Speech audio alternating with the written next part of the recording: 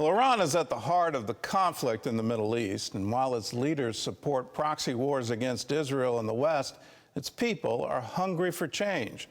That's the belief of the oldest son of the late Shah of Iran. The 63-year-old crown prince told CBN's George Thomas that the current regime is weaker than ever, and the country is ripe for revolution. Fight for freedom and liberties is a cause that never ends until it's done. Crown Prince Reza Pahlavi is warning the United States and Western powers to not be fooled by the election of Iran's new president, Masoud Pezeshkian. We call this the circus of elections in Iran. At 63, Pahlavi is the regime's most vocal and prominent critic. He calls Pezeshkian a lackey, handpicked by a radical Muslim system bent on keeping Iranians in a constant state of repression and fear. In all these years, it really didn't matter who was presented because all the shots are finally called by Khamenei, the supreme leader. During a wide-ranging interview, the eldest son of Mohammad Reza Pahlavi, the last Shah of Iran, told CBN News that Iranians are clamoring for political change like never before.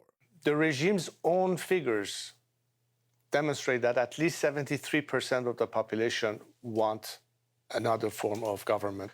And I imagine the number is much higher than that, because if it was an actual open polling, you would probably even have in the 90 percentile range. In 1979, as heir to the throne, Pahlavi was in the U.S. training to be a fighter pilot when Muslim radical leaders forced his father to relinquish the monarchy, sending the entire family into exile.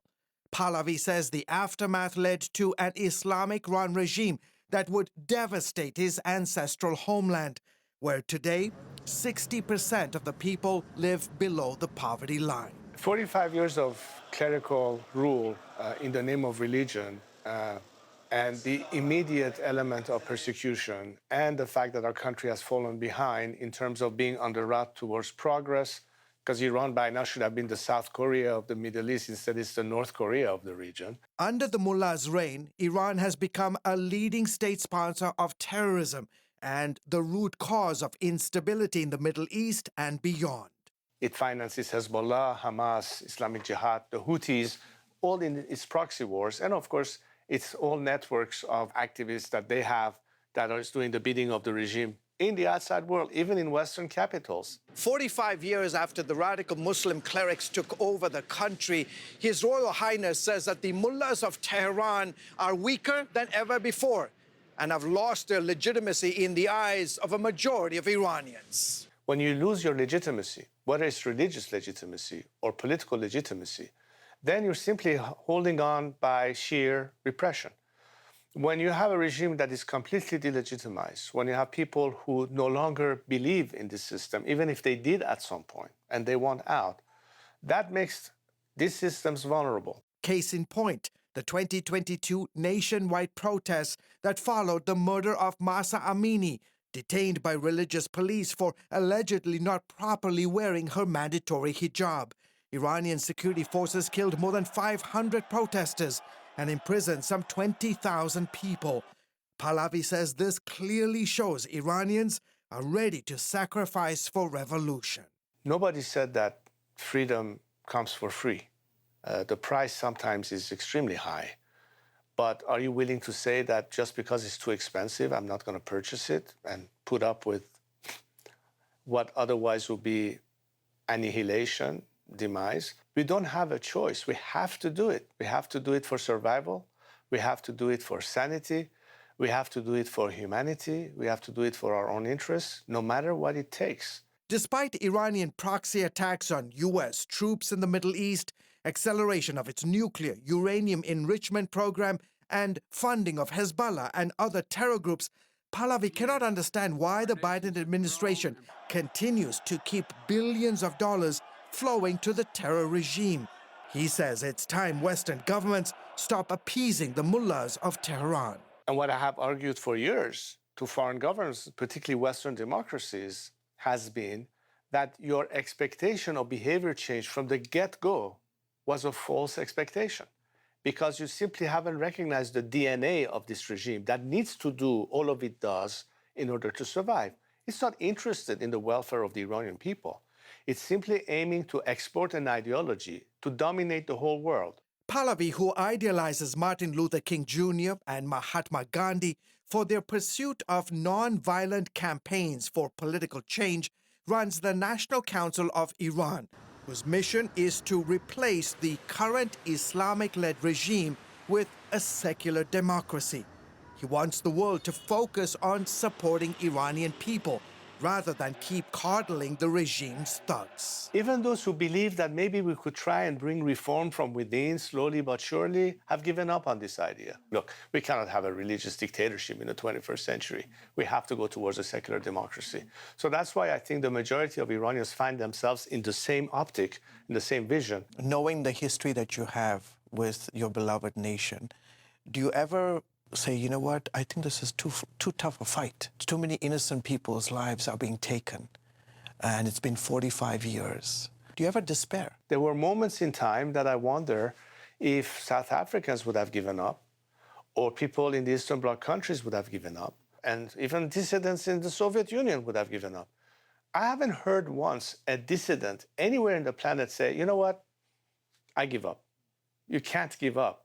It's not an option. And I think Iranians, the reason why they haven't given up, the reason why they go to the streets, the reason why they take the risk to be shot in the eye or continue to be murdered by the regime is because they know that the only way out is for us to succeed. And if they have to sacrifice themselves so that future generations will, have a better life, so be it. Thank you, sir. George Thomas, CBN News, Washington. Well, I believe in secular democracies. I believe freedom is the oxygen of humanity. And when you have it, you have this tremendous flourishing. And we've seen that around the world. Have we given up on those ideals, though, is my question. When you look at Afghanistan and Iraq, we had plenty of opportunity to introduce that secular democracy, and we chose not to. What we did was put in a constitution based on Sharia law. And Sharia law was enshrined in their constitutions, which effectively makes them theocracies. Here's something that history ought to teach everyone, that enforced religion is no religion at all. If you have a religious dictatorship, you don't have freedom, and you don't even have religion. Here's a culture, here's a government that enforces the religious law, so it's okay to beat a woman to death because she doesn't wear her scarf right.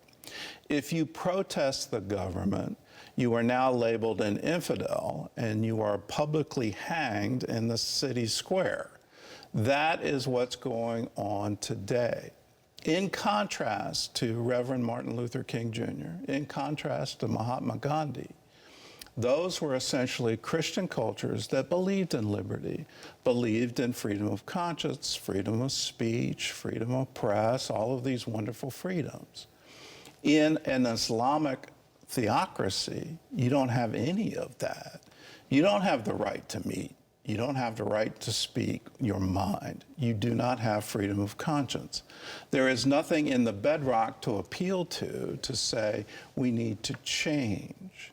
I don't know what's going to change Iran, but when you have that kind of enforcement and the military fully behind it, the police force fully behind it, where you can be a sharpshooter and you can shoot and kill a 16-year-old girl in the crowd.